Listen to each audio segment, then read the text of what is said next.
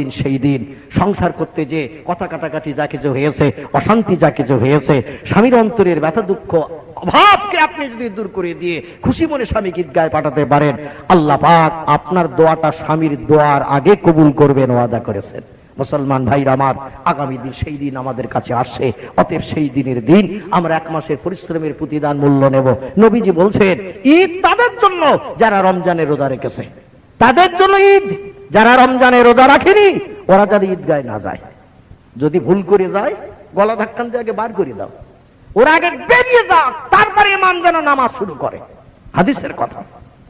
যারা ঈদ রমজানের রোজা রাখেনি ওরা যেন ঈদের দিন নামাজ পড়তে না যায়। ভুল বুঝে ভুল বসে যদি যায় ওদের ঈদগাহ থেকে বাইরে বার করে দাও। কারণ যারা পরিশ্রম করেনি তাদের কিসের মূল্য?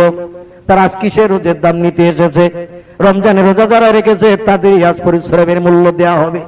যারা রোজা রাখিনি গিলে করা পাঞ্জাবি, কাঁচানো পায়জামা আর যত আতসরমা তুমি তোমার চোখে লাগিয়ে দামি দামি জুতো পাই দিয়ে গট গট করতে করতে তুমি যাও, এক পয়সার মূল্য মাহবুদের কাছে তোমার নাই। মানে ওদের জন্য আমার আল্লাহ বড় খুশি হয়ে যায়। ইমাম সাহেব উপদেশ দেওয়া হয়েছে ওদের চিহ্নিত করে করে ঈদগাহ থেকে গলা ধাক্কান দিয়ে আজ আনন্দের দিন বার করে দাও, বেরিয়ে যাও, তারপর নামাজ শুরু হবে। আজকের কোন ইমাম সাহেব যদি বেরোজাদারের এরকম ধাক্কা মারে ভাই, চাকরি বটতলায় যাবে কিনা? চাকরি বটতলায় উঠে যাবে, বলে ইমাম পাল্টা। আজ খুশির দিন, ঈদের দিন, নতুন জামা পায়জামা পরে এসেছি আর ইমাম কিনা গলা ধাক্কান দেয় অমুকের ছেলে, ব্যবস্থা করে দেব। শত্রু হয়ে যাবে সারা জীবনের মতো। রোজাদারের জায়গা হয় না ঈদগায়, রোজাদারের জায়গা হয় না। বুড়ো চাচা 1 মাস রোজা রেখেছে, ইমামের পিছনে 1 মাস তারাবি পড়েছে, আর ঈদের দিন গোসল করে জামা কাপড় পরে খুটখাট করতে করতে যখন নামাজ পড়তে গেছে, যেই দেখে সামনের কাতার পরের কাতার সব ফিল আপ, প্যান্টওয়ালা শার্টওয়ালারা সব ফিল আপ করে ফেলেছে। বুড়ো চাচার জায়গা সেই পিছনের দিকে হয়েছে। চাচা ডেকে বলছে, ওরে সামনের কাতারে 1 মাস রোজা রেখে তারাবি পড়েছি, তোদের তো খোঁজ পাইনি, আজকে সব নতুন মুসল্লি দেখছি, তো অন্তত প্রথম কাতারে একটু জায়গা দে। বলে চাচা ওই শেষের দিকে যাও, 1 মাস ইমামের পিছনে মসজিদে তারাবি পড়েছে, কোনোদিন জায়গা চাইনি, আর আজকের তুমি জায়গা চাচ্ছ। আজকের আমরা সামনে, তোমরা পেছনে। এরা আসলে সামনে দাঁড়িয়েছে কেন জানেন? এরা সামনে দাঁড়িয়েছে ইমাম সাহেব 2 রাকাত ওয়াজিব নামাজ 6 তাকবীরের সঙ্গে পড়িয়ে দিয়ে যদি একটু লম্বা দোয়া করে, আরে লম্বা দোয়ায় যদি 12টা পার হয়ে যায় 500 আর অ্যাটেন্ড হবে না। ঈদের দিন অধিকাংশ মুসলমানের ছেলেরা এরা যায় সিনেমায়, এরা যায় যাত্রায়, এরা যায় ভিডিওয়, এরা যায় পিকনিক স্পটে বিভিন্ন মেয়েদের নিয়ে আনন্দ ফুর্তি করতে যেতে। ঠিক বললাম না ভুল বললাম? অধিকাংশ মুসলমানের ছেলেরা দেখবেন এরা শরীয়তের খেলাফ কাজ করার জন্য ঈদের দিন নতুন পোশাক পরিচ্ছদ পরিধান করে একটু শুধু নামাজ না পড়লে নয়, তাই নামাজ পড়েই বেরিয়ে পড়ে, নামাজ পড়েই বেরিয়ে পড়েছে। বিভিন্ন যুবতী মেয়েদের নিয়ে হুড়ুহুড়ি গুতুগুতি আর ঠেলাঠেলি। ইমামের পিছনে এই জন্য দাঁড়িয়েছে, দোয়া যদি লম্বা হয় আমরা রাটির মতো চোখ মোটা মোটা করবে ইমামের দিকে। দোয়া তাড়াতাড়ি শেষ কর, অন্তত 500 যেন অ্যাটেন্ড করতে পারি তাড়াতাড়ি। যদি 500 শুরু হয়ে যায় আর যেই যদি ফিরে আসতে হয় ব্যবস্থা হবে তোর। ইমাম সাহেব ওদের চোখ মোটা ভাব দেখে মনের কথা সব বলতে পারে না, দোয়াটা একটু লম্বা করবে তার হয় না। চোখ মোটা ভাব দেখে বিরহমাতিকা ইয়ার হাওয়ার রহেবে, যা পারিস কর, অসুবিধার কিছু নাই। মুসলমান ভাইরা আমার, ফিরে আসুন, ফিরে আসুন। যে দিনটা যাচ্ছে আপনার আমার জীবন থেকে সেদিনটা পেরিয়ে গেল, এদিন আর কি জীবনে পাওয়া যাবে নাকি? তকদিরে হায়াত আল্লাহ যে বয়সটা রেখেছে, এক একটা দিন যেটা চলে যাচ্ছে মহামূল্যবান সম্পদ, এটা আর জীবনে পাওয়া যাবে না। এই দিনটার হিসাব দিতে হবে আল্লাহর কাছে। অন্তত আমরা যেন হিসাব দিয়ে করতে পারি, সে তৌফিক আল্লাহ যেন দান করেন। সকলে বলুন আমিন। যাই হোক, দেখতে দেখতে রাত তো অনেক হয়ে গেছে। আমার আবার কাল 9টায় ঈদের নামাজ ভাই, এখান থেকে যেতে 3 ঘন্টার উপরে সময় লাগবে। দেখতে দেখতে রাত 2:30 বেজে গেছে। এজন্য দোয়া সাবের সানি হবে।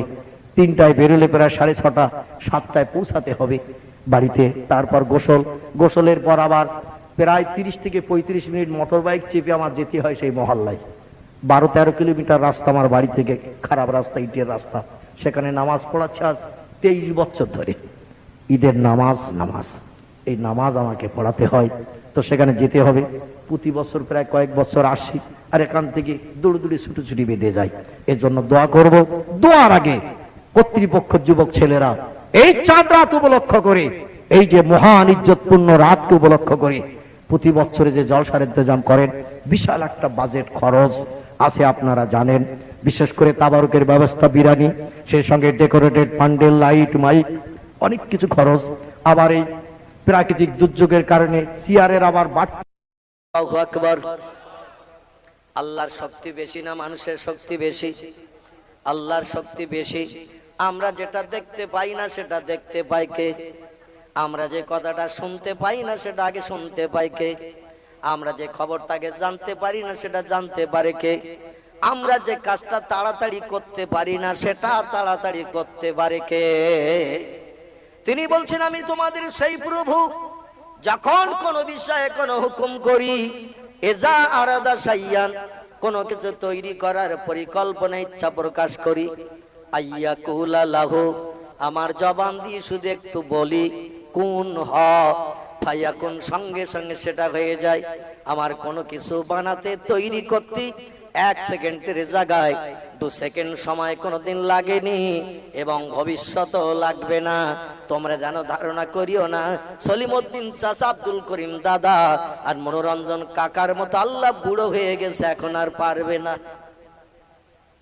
এইরকম ধারণা যেন জীবনে কোনোদিন করিও না। আমি অতীতে ছিলাম যেমন, বর্তমানে আছি তেমন, ভবিষ্যতেও থাকবো তেমন। আমার কোনো পরিবর্তন নাই। আমি যখন যেটা ইচ্ছা করি মনে মনে শুধু একটু কোন বলি আর হয়ে যায়। পৃথিবীতে যত দেশ, সব দেশগুলো পানির মাঝখানে। ক্ষুদ্র ঘোলা পানি পলিকণা, ক্ষুদ্র ঘোলা পানির পলিকণা, গুঁড়ো গুঁড়ো বালির দানা। আল্লাহ পাক এক জায়গায় করে হাজার হাজার একর বিঘে জমি, এই গভীর তলদেশ থেকে আমার আল্লাহ পাক জমিয়ে জমিয়ে প্রতিদিন জোয়ার হয়েছে, ভাটাও হয়েছে। জোয়ারের টানি পানি একদিকে গেছে, ভাটা আর একদিকে চলে এসেছে। আর ঘোলা পানির গুঁড়ো গুঁড়ো পলিকণা, ক্ষুদ্র ক্ষুদ্র বালির কণাগুলো আল্লাহ পাক পানির তলায় জোয়ার ভাটার মাঝখানে রেখে রেখে মাথা উঁচু করে পাহাড় মার্কা পৃথিবীর মানুষকে দেখিয়ে দিয়ে দিয়েছে। একটু জোরে বলা যাবে কি সুবহানাল্লাহ? নারে তাকবীর! তাহলে আমার আল্লাহর শক্তি বেশি না কম? এখনো বিজ্ঞানীরা শক্তিতে আমার আল্লাহর সঙ্গে এখানে এটে উঠতে পারেনি। ওরা এখনো পর্যন্ত কোনো দ্বীপ বানানোর চিন্তা সাগরের মাঝে নেয়নি। বললো আর যা পারি করি, ওখানে যাব না, কারণ ওখানে যে সফল হতে পারবো না। বালি মাটি পাথর ফেলবো, লঞ্চ স্টিমারে জলজাহাজে করে নিয়ে, আর জোয়ার ভাটায় কোথায় টেনে নিয়ে যাবে, জীবনে মানুষের কাছে দ্বীপের মুখ দেখাতে পারবো না। জামালার দরকার নাই, ওখানে যাব না। আল্লাহ বলছেন, তোরা যেটা পারবি না আমি আল্লাহ সেটা পারি। ঠিক না ভুল? আমার ভাইরা, সে আল্লাহ বলছেন, চাঁদ বানিয়েছি আমি, সূর্য বানিয়েছি আমি, খলাকাস সামাওয়াত, আকাশ বানিয়েছি আমি, ওয়াল আরদ, এই পৃথিবীর জমিনগুলো তোদের বসবাসের জন্য বানিয়েছি আমি। এখন পৃথিবী ঘোরে না, চাঁদ সূর্য ঘোরে, সেটা আমার কোরআনে তত্ত্ব কোট করে দিয়েছি। কোরআনের 27 পারা, সূরাটির নাম হলো সূরাতুর রহমান। আল্লাহ সূরা রহমানে বলছেন, ওয়াশ-শামসু ওয়াল কামারু বিহুসবান, চন্দ্র আর সূর্যকে আমি ঘূর্ণায়মান করেছি। পৃথিবীর চতুর্দিকে 24 ঘন্টা একবার করে রাউন্ড দিয়ে ঘুর খায়, তাই দিনের পরে রাত আর রাতের পরে দিন হয়। আর পৃথিবীকে আমি বড় বড় পাহাড় দিয়ে পেরেক সেটে রেখে দিয়েছি, দুনিয়া যাতে নড়াচড়া না করে, ঘোরা তো দূরে থাক। এখন বিজ্ঞানীরা বলছে পৃথিবী লাট্টুর মতো ঘুরছে, চন্দ্র সূর্য স্থির। তাহলে এখন আপনি কোনটা বিশ্বাস করবেন? কোরআনের কথা তো শুনতে এসেছেন, এখন কোনটা বিশ্বাস করে চলছেন বলুন? আমাদের ছেলেমেয়েরা স্কুলে যদি ভূগোল বইয়ের পরীক্ষা দিতে যায়, 3 নম্বর দাগে পরীক্ষায় লেখা হয়েছে পৃথিবী ঘোরে না সূর্য ঘোরে। এখন আমাদের ছেলেমেয়েরা কোনটা লিখবে? ছেলে মেয়ে পরীক্ষা দিয়ে বাড়ি এসেছে, বাপ বলছে কই দেখি প্রশ্ন দেখি। ভূগোল বইয়ের প্রশ্ন বাপের হাতে মেয়েটা ছেলেটা দিয়েছে, ক্লাস করে ফ্রিতে পড়ে। প্রশ্ন দেওয়ার বাপ জিজ্ঞাসা করছে, 1 নম্বরের উত্তর কি লিখেছে? বলে এইটা লিখেছি। 2 নম্বরে কি লিখেছে? বলে এইটা লিখেছি। বলে ঠিক আছে, 3 নম্বরের উত্তর কি লিখেছি? এখন ছেলেটা বলছে উত্তর লিখেছি পৃথিবী লাট্টুর মতো ঘোরে, চন্দ্র সূর্য স্থির। বাপ বলছে ঠিক লিখেছি, যে তো 2 নম্বর হবে। কিন্তু আল্লাহ বলছেন চন্দ্র সূর্য ঘূর্ণয়মান পৃথিবী স্থির। তাহলে বাপ মানলো, বাপ মেনেছে, মেয়েরও মানতে দেশে নাকি? ওই মেয়েটা ছেলেটা যদি উত্তরে লিখতো চন্দ্র সূর্য ঘূর্ণয়মান পৃথিবী স্থির, রেজাল্ট আউটের দিন মাস্টার ওই দাগে ওর কোনো নাম্বার দিত নাকি? মাস্টার বলতো সারা বছর ভূগোল বই পড়িসনি আর উল্টো পাল্টা উত্তর লিখেছিস, 1 নম্বর তোর হবে না। কারণ ভূগোল বইতে লেখা আছে পৃথিবী লাট্টুর মতো ঘরে, আর তুই লিখেছিস চন্দ্র সূর্য ঘূর্ণয়মান পৃথিবী স্থির। এজন্য 2 নম্বরের জায়গায় তোর নাম্বার হবে 0। ঠিক না ভুল? কিন্তু আসলে লিখেছে সত্য উত্তর। কিন্তু মাস্টারের মগজ খেয়েছে বিজ্ঞানীরা, বিজ্ঞানীরা মাস্টারদের মগজ ঘুলিয়ে খেয়েছে, মাস্টাররা আমাদের ছেলে মেয়েদের বাপের মগজ ঘুলিয়ে খেয়েছে।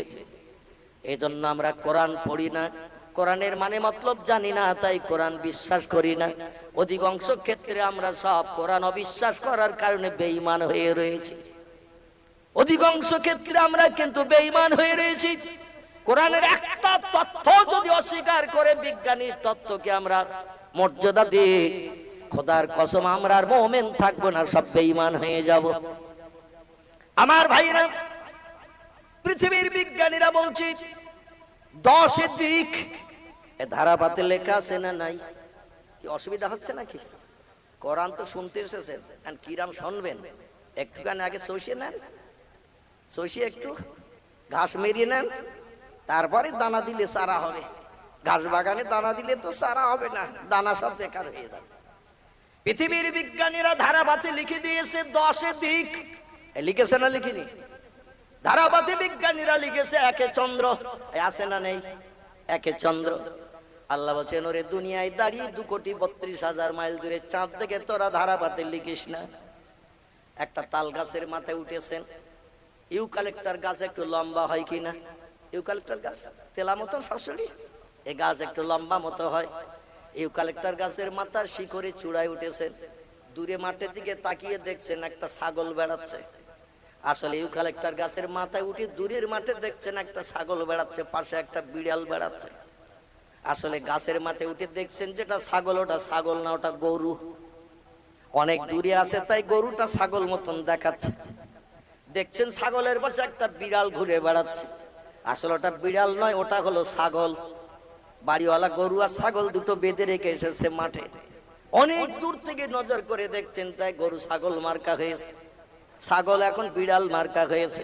এই দূর থেকে দূরের জিনিস দেখলে ছোট দেখায় না বড় দেখায়? ছোট দেখায়। কলকাতা ধর্মতলা একটা মিনার আছে, মিনার। আমি অদম 10 দিন ওই মিনারে উঠেছি। কলকাতা আলিয়াতে যখন পড়াশোনা করতাম 10 দিন 10 টাকা করে দিতে হতো। তখন মাঝে মাঝে ওই মনুমেন্টের দরজা খুলতো, আর যিনি খুলে বসে থাকতো একটা বুড়ো মার্কা লোক, 10 টাকা দিলে ভিতরে উঠতে দিত। এখন দেয় কিনা জানি না। 1984-85 সালের কথা বলছি। এখান থেকে 30-32 বছর আগের কথা। আলিয়া মাদ্রাসায় তখন পড়তাম, মাঝে মাঝে বেড়াতে যেতাম ধর্মতলায়, যে দেখি দরজা খুলে বুড়ো বসে রয়েছে। 10 টাকা দিলে উপরে উঠতে দিত। ওই ধর্মতলার এসপ্লানেডে যেখানে বাসগুলো ছাড়ে, ওখানে একটা মনুমেন্ট রয়েছে, মিনার। মিনার এর ভিতরে ধাপ রয়েছে 214টা। আমি গুনিছি, একেবারে তলা থেকে মাথা পর্যন্ত ধাপ রয়েছে 214টা। তবে আমাদের ঘরে উঠতে গেলে এইভাবে কাতান করে সিঁড়ি, আবার এইভাবে এসে 2 তলা ছাদে ওঠে। কিন্তু ওর ভিতরে ধাপগুলো এইরকম কেটেন করা নয়, মাঝখানে আছে মোটা পিলিয়ার, আর পিলিয়ারের গা দিয়ে ঘুরিয়ে ঘুরিয়ে তুলেছে 214টা ধাপ। এই মিনারের মাথায় ঠেলে উঠলে তলার দিকে তাকালে বাসগুলো সব খেলনা বাসের মতন দেখায়। ছেলেরা দড়ি বেঁধে যে বাস টেনে টেনে বাড়ি ঘুরোয়, দড়ি বেঁধে ওই বাসের মতন দেখায়। ওই মিনারের মাথা থেকে নিচের দিকে তাকালে 214টা ধাপ আছে, একেবারে শেষ মাথা পর্যন্ত। আমি কয়েকবার গুনেছি। যদি আপনাদের নসিবে যদি একদিন উঠবেন, গুনবেন, দেখবেন আমারই কথায় একমত হতে পারবেন। আর ওই খেলনা বাসের পাশে লোকগুলো সব ঘুরে বেড়াচ্ছে পুতুলের মতন। বলে সব পুতুল ঘুরে বেড়াচ্ছে নাকি? উপরের থেকে তাকিয়ে দেখছে সব পুতুল মার্কার লোকগুলো বেড়াচ্ছে। এই যে 5 ফুট 5.5 ফুট লম্বা লোকগুলো সব ছোট ছোট পুতুল মার্কা দেখাচ্ছে, কারণ অনেক উপরের থেকে নজর করা হয়েছে তলায়, তাই লোকগুলো এখন পুতুল হয়েছে, বাসগুলো খেলনা বাস হয়েছে। দূর থেকে দেখলে বড় জিনিস ছোট দেখায়। এখন এই পৃথিবীর জমিন থেকে যে চাঁদ আমরা দেখছি, চাঁদের দূরত্ব হলো 2,32,000 মাইল দূর। তাহলে এই চোখে কি চাঁদ কেমন দেখা সম্ভব? এই কথা বলেন। সামান্য মনুমেন্টের মাথায় উঠলে তাই বাসগুলো খেলনা বাস, মানুষগুলো পুতুল হচ্ছে। দূরের মাঠে তাকালে গরু ছাগল মার্কা, ছাগল বিড়াল মার্কা দেখাচ্ছে। আর এই জমিনে দাঁড়িয়ে 2,32,000 মাইল দূরে চাঁদ যদি আপনি দেখেন, তো চাঁদটা একটা কি দুটো কি অনুভব করা যাবে নাকি? এই চোখে যাবে নাকি? এই চোখে অনুভব করা যাবে না। আল্লাহ বললেন দুনিয়ার জমিনে দেখে চাঁদ দেখে ধারাপাতে লিখিস না কে চন্দ্র, একটু চাঁদে আয়, ভালো করে দেখে যা, যেয়ে লেখ। আমার কোরআনের কথা কিয়ামত পর্যন্ত যেমন কেউ মিথ্যা প্রমাণ করতে পারবে না। একবার চাঁদের দেশ ঘুরে যেয়ে লেখ, কিয়ামত পর্যন্ত তোদের কথাও কেউ মিথ্যা প্রমাণ করতে পারবে না। তবে আন্দাজে তত্ত্ব লিখিস না, লিখলে শুধু কাটাকুটি চলবে কিয়ামত পর্যন্ত। জোরে বলুন একটু আমিন। 1969 সাল আমেরিকার দেশ থেকে প্রথম 3 জন বিজ্ঞান চাঁদের দেশে গেল।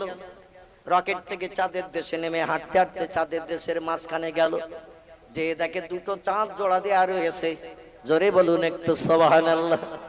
ওরা ফটোগ্রাফ করে নিয়ে পৃথিবীতে নেমে আসলো চাঁদের দেশের মাটি নিয়ে। লম্বা ঘটনা, আপনারা কম বেশি জানেন, আমি শুধু ছোট্ট তথ্যটা দিতে চাইছি। ওরা চাঁদের দেশ ঘুরে এসে ফটো করে নিয়ে পৃথিবীতে নামলো আমেরিকায়, যুক্তরাষ্ট্রে। নেমে আমেরিকার উচ্চ শিক্ষিতদের বললো চাঁদ কটা? বলে প্রতিদিন যা দেখি তাই বলবো একটা। খ্রিস্টানীদের মামাতো ভাই খালাতো ভাই যারা, এরা হলো ইহুদি। ওদের জিজ্ঞাসাবাদ করা হলো, তোমরা পৃথিবীতে উচ্চ শিক্ষিত উচ্চ শিক্ষিতা, তোমরা বলো চাঁদ কটা? ওরা বলছে প্রতিদিন যা দেখি তাই বলবো একটা। এবার পৃথিবীতে নকলে ফাঁস যারা, কোন দেশ কিছু বানালেই 2-5 মাসের ভিতরে নকল বানায় যারা, এরা হলো চাইনিজ, চীন বৌদ্ধ ধর্মাবলম্বী। চীন হলো নকলে ফাঁস। আমাদের ভারতও কম না, এরাও নকলে 2 নম্বর। যদি কোন দেশ কোনো কিছু বানায়, ভারত 2-1 বছরের ভিতরে তার নকল বার করে দেয়। এজন্য ভারত নকলে 2 নম্বর, চীন হলো 1 নম্বর। এরা হলো বৌদ্ধ ধর্মাবলম্বী। ওদের জিজ্ঞাসাবাদ করা হলো, অগ্নি অস্ত্রে তোমরা এখন পৃথিবীতে 2 নম্বর, তোমাদের অগ্নি অস্ত্র পৃথিবীতে মর্যাদায় 2 নম্বর হিসাবে বিবেচিত হয়েছে। বলো তোমরা আকাশে চাঁদ কটা? উচ্চ শিক্ষিতরা ওরা বলল প্রতিদিন যা দেখি তাই বলবো একটা। এবার ভারতের উচ্চ শিক্ষিত হিন্দুদের জিজ্ঞাসা করা হলো, জনসংখ্যায় যারা বেশি, এদের জিজ্ঞাসা করা হলো, এই উচ্চ শিক্ষিত হিন্দুরা তোমরা বলো চাঁদ কটা? এরা বলল প্রতিদিন যা দেখি ওরা যা বলেছে আমাদের একমত একটা। কারণ আমরা কি আবার 2 মত পোষণ করব নাকি? আমরাও যা দেখি তাই বলবো একটা। শিক্ষায় যারা সব থেকে পিছিয়ে আছে, এরা হলো আমার জাত কম মুসলমান। পৃথিবীতে সব ধর্মাবলম্বীদের কাছে শিক্ষায় পিছিয়ে রয়েছে মুসলমান। এরা শিক্ষায় অগ্রগণ্য ভূমিকা নিতে পারেনি। আর আমরা যে শিক্ষায় পিছিয়ে আছি, আমাদের ঘরের ছেলেই সেই তথ্য দিয়েছে, এজন্য আমরা তার তথ্য অ্যাভয়েড করতে পারি না। বাড়ি তার এই পশ্চিম বাংলার বর্ধমান জেলা, গ্রামটির নাম হলো চুরুলিয়া। বর্তমানে তিনি কবরস্থে আছেন বাংলাদেশের রাজধানী ঢাকা মহানগরীতে। আমি এবছর তার 2 বার কবর জিয়ারতের সুযোগ পেয়েছিলাম। ঢাকা হয়ে যখন সিলেটে গেলাম নয়নপুরে জলসা করতে, আমার ভাইরা আবার চট্টগ্রামে গেলাম হাটহাজারিতে। ঢাকা হয়ে যাওয়ার পথে তার কবর জিয়ারত করলাম। গত বছর 3 বার তার কবর জিয়ারতের সুযোগ পেলাম। লোকটির নাম হলো কবি কাজী নজরুল ইসলাম। এই গত 16 তারিখে এপ্রিল আমি আবার বাংলাদেশ ঘুরে আসলাম, আর একজন ব্যক্তির কবর জিয়ারত করে আসলাম। তার বুকের উপর দিয়ে গেলাম নওগাঁ ডিস্ট্রিক্টে। বুকের উপরটা হলো রাজশাহী। রাজশাহী কি নাম বললাম? রাজশাহী। আমাদের মুসলমানের একটি ছেলে সেখানে কবরস্থ হয়ে রয়েছে। বাড়ি আমাদের ঘরের পাশে। আমরা অনেকে তারই চিনি, অনেকে চিনি না। যিনি ওয়ার্ল্ড রেকর্ড বুকে, গিনেস বুকে ডিগ্রিতে 1 নম্বরে মর্যাদা নিয়ে গিনেস বুকে, রেকর্ড বুকে নাম লিখে রেখেছেন, তার বাড়ি জাপানে, জার্মানি, ইংল্যান্ড, হল্যান্ড, পোল্যান্ডে নয়, তার বাড়ি আমাদের ঘরের পাশে। এই ভারতবর্ষের অঙ্গরাজ্য পশ্চিম বাংলা। এই পশ্চিম বাংলার একটি জেলার নাম তার উত্তর 24 পরগনা। উত্তর 24 পরগনা জেলায় একটা থানা আছে, থানাটির নাম হলো হাড়োয়া থানা। কি নাম? হাড়োয়া থানা। চেনেন তো নাকি? গোরাচাঁদ পীরের কবর আছে না হাড়োয়া থানায়, নদীর ধারে। এই হাড়োয়া থানার গায়ে তার জন্মভিটা। এই উত্তর 24 পরগনার হাড়োয়া থানার গায়ে হলো তার জন্মভিটা। বর্তমানে তিনি কবরস্থে আছেন বাংলাদেশের রাজশাহীতে। জায়গাটির নাম হলো বাগমারা বাজার। আমি গত 16 তারিখে গেলাম, 17 তারিখে ফেরার পথে নওগাঁয় প্রোগ্রাম সেরে তার কবর জিয়ারতে বাড়ি ফিরলাম। লোকটির নাম হলো ডক্টর শহীদুল্লাহ সাহেব। যিনি 22টা ভাষায় এমএ ফার্স্ট ক্লাস ডিগ্রি অর্জন করে ওয়ার্ল্ড রেকর্ড বুকে মুসলমানদের মুখ উঁচু করে রেখেছে। জোরে বলুন একটু সুবহানাল্লাহ। হিন্দু পারেনি, জৈন পারেনি, শিখ পারেনি, বৌদ্ধ পারেনি, ইহুদি পারেনি, খ্রিস্টান পারেনি, কোল, ভিল, নাগা, খাসা, মুন্ডা, আর্য, অনার্য, আদিবাসী, সাঁওতালিরা কেউ তার ধারে পাশে ঘিসতে পারেনি। ওয়ার্ল্ড রেকর্ড বুকে উচ্চ স্বীকৃতি যাবে, এখনো পর্যন্ত 1 নম্বরে নাম লিখে রেখেছেন। কেউ তার সামঞ্জস্য হতে পারেনি, রেকর্ড ভাঙতে পারেনি। এনার নাম ডক্টর শহীদুল্লাহ সাহেব। আমরা মুসলমান শিক্ষায় পিছিয়ে আছি বলে উনি আমাদের মুখ উঁচু করে বিধর্মীদের কাছে মাথা তোলার জন্য তিনি এই রেকর্ডটা আমাদের জন্য দিয়ে গেছে। জোরে বলুন একটু সুবহানাল্লাহ। আমার ভাইরা, তিনি ওই বাংলাদেশের রাজশাহীতে ভারত পাকিস্তান ডিভাইডেড হওয়ার পরে ওই দেশে যে তিনি বসবাস করে ওখানে কবরস্থ হয়ে রয়েছেন। যে লোকটার নাম আমি বলতে চাইছিলাম পূর্বে, এনার বাড়ি ওই পশ্চিম বাংলার বর্ধমান জেলা। বর্ধমান জেলার একটি গ্রাম, নাম তার চুরুলিয়া। এই চুরুলিয়া গ্রামে জন্মগ্রহণ করেছিলেন। বাল্যকালে বাবার এতিম হওয়ার কারণে তার দুখু মিয়া বলে বলে ডাকা হতো। ইনি বেশি লেখাপড়া শিখতে পারেননি। তার জীবনে আলগা করে দেখবেন, ক্লাস 7 পড়ার পরে আর পড়তে পারেননি। মা গরিবের ঘরের বিবি ছিল, বাবা মারা যাওয়ার পরে জায়গা জমি কিছুই রেখে যেতে পারেনি। তাই বড় ধনির বাড়িতে চাকরানির ঝিয়ের কাজ করতেন ওনার মা। ঝিয়ের কাজ করে রান্নার কাজ, পানি আনা, ঝাড়ঝুট দেওয়া, জামা কাপড় পরিষ্কার করা। ধনীদের বাড়িতে করে না অনেকে মেয়েরা। এই কাজ করে যা খাবার পেত তাই নিয়ে বাড়ি এসে নিজে খেতেন আর ছেলেটারে দিতেন। সে যুগে স্কুলে বই কিনতে হতো, মাইনে দিতে হতো। এখন সরকার অনেক সুবিধা করে দিয়েছে, সাইকেলও দিচ্ছে, আবার জামা কাপড়ও দিচ্ছে, আবার দুপুরবেলা বাড়িওয়ালার মগজের চিন্তা দূর করে দিয়েছে। স্কুলে গেলেই টিফিন পাবি, ঠিক কি না? মা ডেকে বলছে, স্কুলে যা। ছেলে কোন কোন করছে, মা বলছে যাবি না? বলে আজকের আর যাবো না। বলে আজকের কি বার রে হারা? বলে আজকের বৃহস্পতিবার। বলে বই নিয়ে যাস না যাস, অন্তত কেটলিটা নিয়ে যা, আজকে ডিম আর সয়াবিন দেবে। আজকের বৃহস্পতিবার, আজকের ডিম আর সয়াবিন দেবে, বই নিয়ে যাস না যাস, অন্তত কেটলিটা নিয়ে যা। একটা ডিমের দাম 7 টাকা। সিদ্ধ করা ডিম দেবে, সয়াবিন আলু দেবে, বাড়ি নিয়ে আয়। তুই না খাস, অন্তত গরু ছাগলের তো দেওয়া যাবে, হাঁস মুরগির দেওয়া যাবে। এখন দুপুরের চিন্তা স্কুলে ছেলে মেয়েদের সব সরকার নেছে কিনা, কত সুবিধা করে দিয়ে দিয়েছে। তখন মাইনে দিতে হতো, খেতে দিতে হতো, জামা কাপড় কিনতে হতো। এই জন্য কষ্ট করে দুঃখ মিয়ার পড়াশুনো হয়নি। ক্লাস 7 পাস করে ক্লাস 8-এ উঠে আর বইপত্র মা জোগাড় করতে পারেনি, তার লেখাপড়া নসিবে জোটেনি। কিন্তু এই ছেলেটির জ্ঞানের কথা মাধ্যমিকের ছেলে মেয়েদের লাগে না? উচ্চ মাধ্যমিকের ছেলে মেয়েদের পড়তে হয় কিনা? বিএ ডিগ্রি কোর্সের ছেলে মেয়েদের তার জ্ঞানের কথা নিতে হয়। আসলে তার জ্ঞান ছিল ক্লাস 7, কিন্তু তার জ্ঞানের বহর ছিল অনেক, যাতে বিএম এর ছেলে মেয়েদেরও তার জ্ঞান নিয়ে পড়ে ডিগ্রি অর্জন করতে হয়। আমার ভাইরা, আমি যেটা বলতে চাইছিলাম সেটি হলো এই, কবি কাজী নজরুল ইসলাম, আমরা যে পৃথিবীতে শিক্ষায় পিছিয়ে আছি এটা তিনি কবিতার মাধ্যম দিয়ে তথ্য দিয়ে দিয়েছেন। মানি না মোরা কোরআন হাদিস, চলি না শরীয়ত মতো, সংখ্যায় মোরা বেড়ে চলেছি গরু ছাগলের মতো। বিশ্ব যখন এগিয়ে চলেছে আমরা তখন পিছে, বিবি তালাকের ফতোয়া খুঁজি হাদিস কোরআন চষে। অধিকাংশ মুসলমান এরা চাষবাসটা পছন্দ করে বেশি, কাদামাকা কাস্টের